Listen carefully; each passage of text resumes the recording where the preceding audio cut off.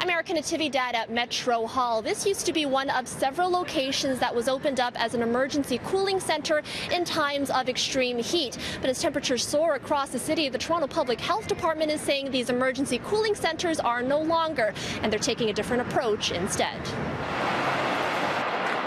So this year, the city has decided to expand its heat relief network. So this involves 270 sites across the city. The sites range from libraries to community centers and even malls. The public health website contains an interactive map so you can locate the closest cool space in your neighborhood. Why not offer the cooling centers anymore?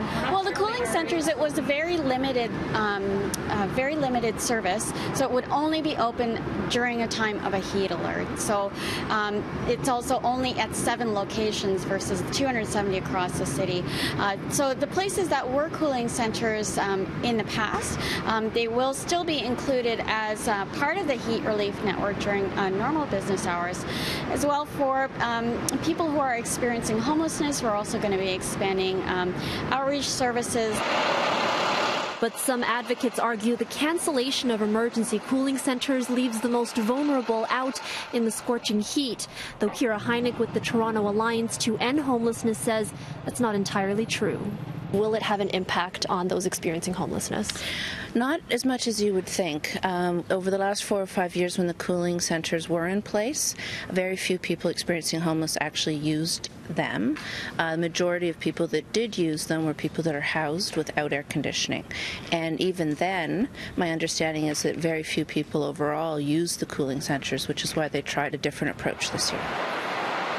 Heineck says those who are homeless will end up going to the places they're already familiar with, shelters, drop-ins, and respite centers, which are included in the many sites that are part of the heat relief network.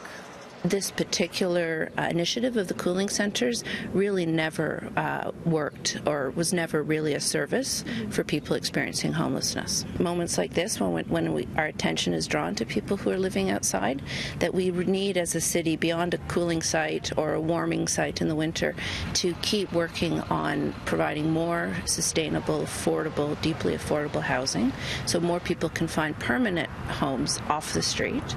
In Toronto, Natividad, City News.